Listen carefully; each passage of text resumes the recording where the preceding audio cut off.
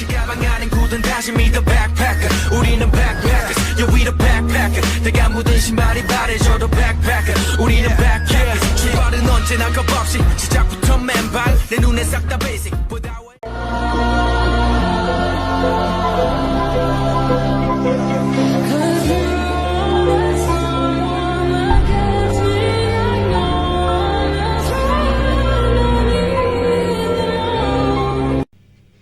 Assalamualaikum warahmatullahi wabarakatuh. Saya di sini ingin menjelaskan beberapa hal mengenai hukum pidana. Di antaranya pertama mengenai perbedaan utama hukum pidana dan hukum perdata.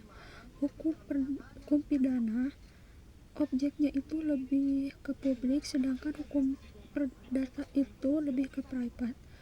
Mengenai pihak yang terlibat, hukum pidana negara sebagai penuntut umum melawan individu yang melanggar hukum, sedangkan hukum perdata itu antar individu atau badan hukum yang bersengketa, misalnya antara tergugat dan penggugat. Mengenai tujuannya, hukum pidana memberikan ketertiban atau keamanan, memberikan efek jera terhadap pelaku hukum, sedangkan hukum perdata menyelesaikan sengketa, memberikan hak-hak pada pihak yang dirugikan. Dari segi sanksi, hukum pidana itu biasanya berupa kurungan atau penjara serta hukuman mati. Sedangkan hukum perdata itu biasanya denda atau ganti rugi pada pihak yang dirugikan. Contoh kasus dari hukum pidana misalnya pencurian, pembunuhan, dan sebagainya. Sedangkan dari hukum perdata misalnya sengketa waris, perceraian, wan prestasi atau pelanggaran kontrak dan sebagainya.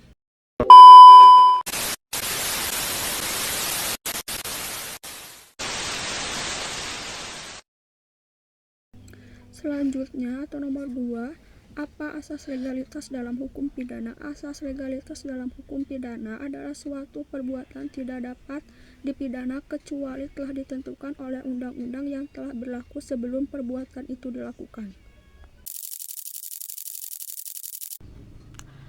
Nomor 3 yaitu tindak pidana dan unsur-unsurnya. Tindak pidana adalah perbuatan yang melanggar hukum dan pelakunya dapat dikenakan hukum pidana.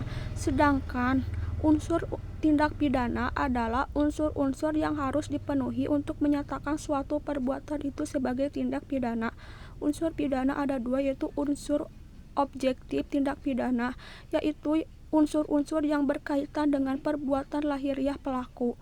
Misalnya mengenai perbuatan yang melanggar hukum, sebab akibat antara perbuatan dan akibatnya dan keadaan tertentu.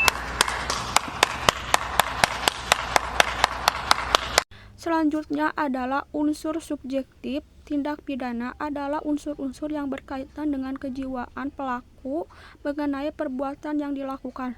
Misalnya mengenai unsur kesengajaan, unsur maksud tertentu, unsur kelalaian, dan unsur perencanaan. Ini menentukan mengenai apakah pelaku melakukan perbuatan itu dengan sengaja ataupun tidak. A few moments later. Nomor 4, delik formil dan material. Delik formil adalah tindak pidana yang dianggap selesai ketika perbuatan yang dilarang oleh undang-undang telah dilakukan tanpa harus mempersoalkan akibatnya. Contohnya dalam pasal 362 KUHP tentang pencurian, saat seseorang mengambil atau maksud memiliki secara melawan hukum, maka delik pencurian ini telah selesai, meskipun orang itu tidak berhasil mengambil barang tersebut. Selanjutnya adalah delik material. Delik material adalah jenis tindak pidana yang dianggap selesai ketika adanya akibat tertentu yang ditimbulkan oleh perbuatan, dan akibat tersebut dianggap melanggar undang-undang. Contohnya dalam pasal 338 KUHP tentang pembunuhan, kejahatan baru akan dianggap selesai jika akibat kematian yang ditimbulkan pelaku terjadi.